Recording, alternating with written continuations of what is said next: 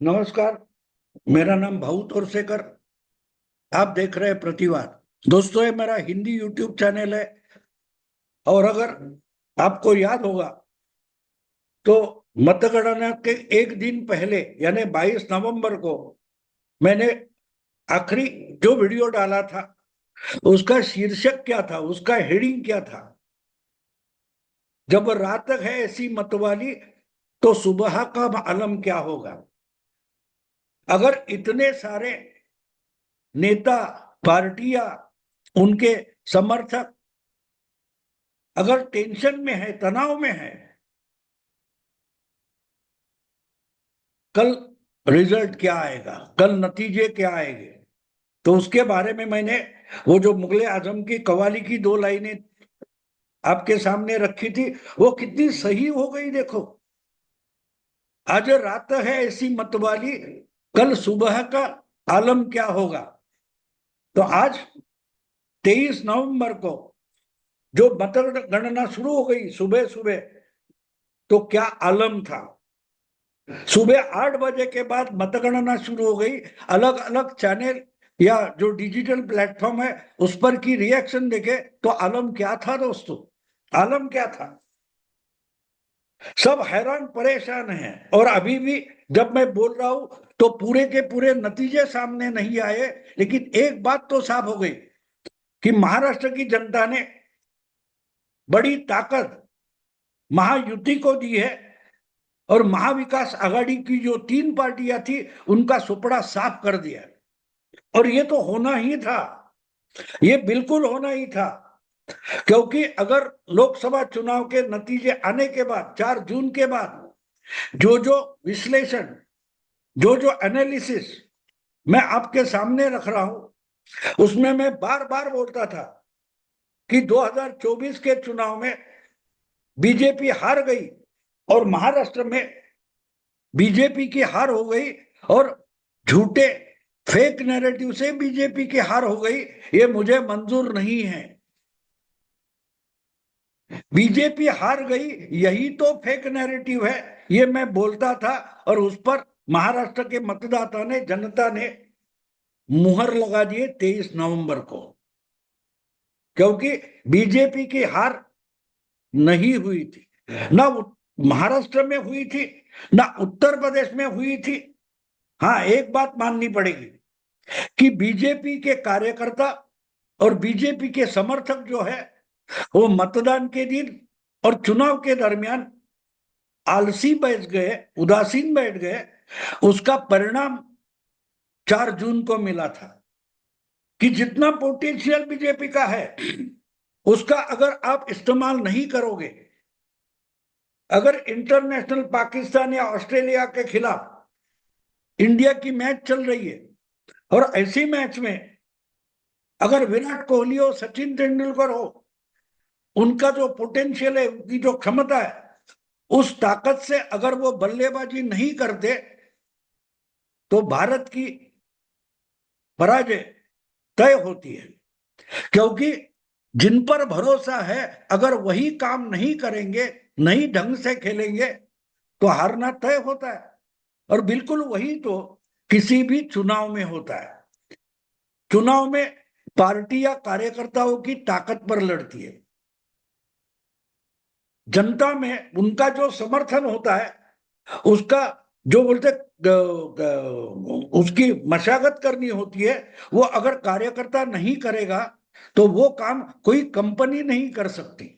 इसलिए लोकसभा चुनाव खत्म होने और नतीजे आ गए थे, परिणाम आ गए थे, उसके बाद बीजेपी का बहुमत चला गया, मेजोरिटी चली गई। तब मैंने साफ साफ बताया था ये बीजेपी की हार नहीं है।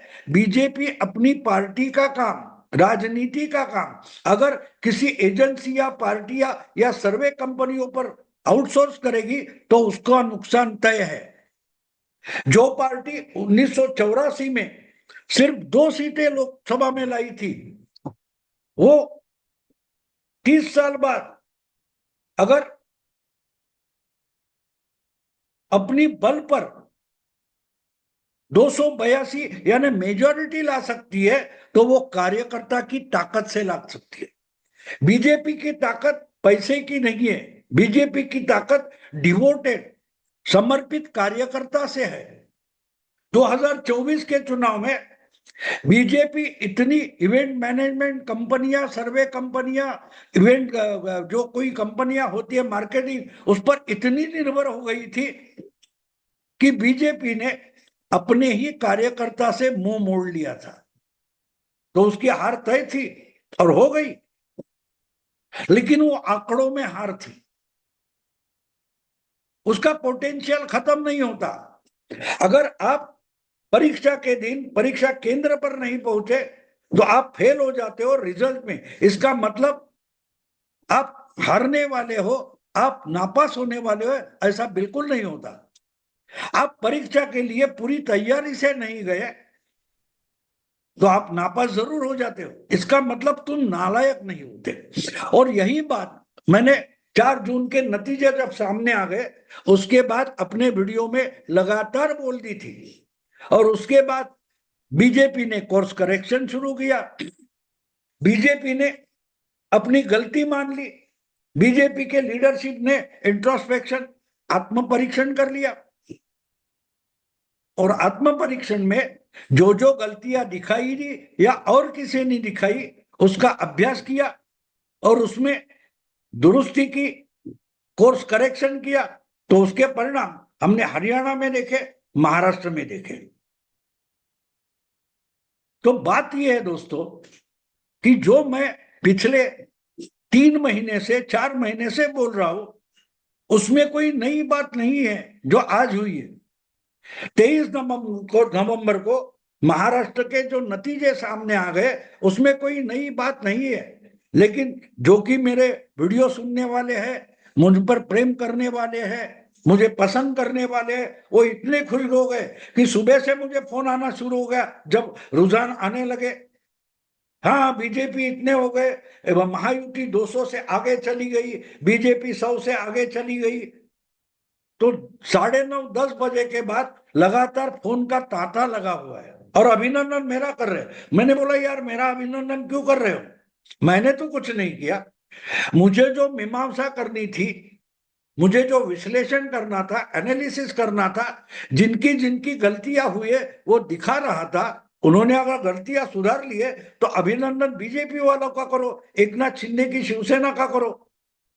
अगर जो गलतियां मैं दिखा रहा था वो शरद पवार गुट के लोगों ने सुधारी होती, उद्धव ठाकरे की उबाठा शिवसेना ने मैंने दिखाई हुई गलतियां देखी होती और सुधारी होती तो आज इनकी बुरी हालत नहीं होती।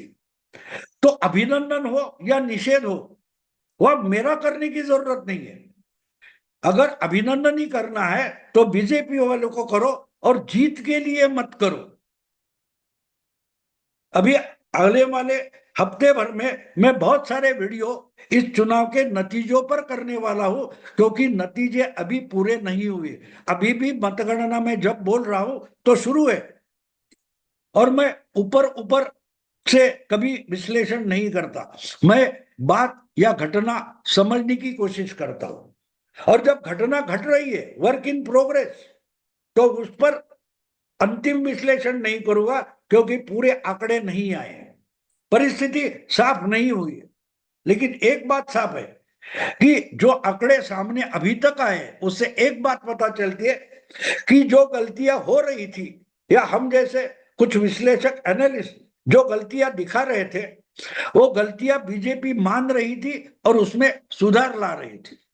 लेकिन जो गलतियां हम दिखा रहे थे उस वो समझकर उसमें दुरुस्ती करने की बात अलग रही। महाविकास आघाड़ी के लोग, नेता और समर्थक हमें गालियां दे रहे थे, ट्रोल कर रहे थे, तो ट्रोल करके हमारा तो कुछ नुकसान नहीं हुआ, नुकसान उनका हुआ, नुकसान उनका हुआ है।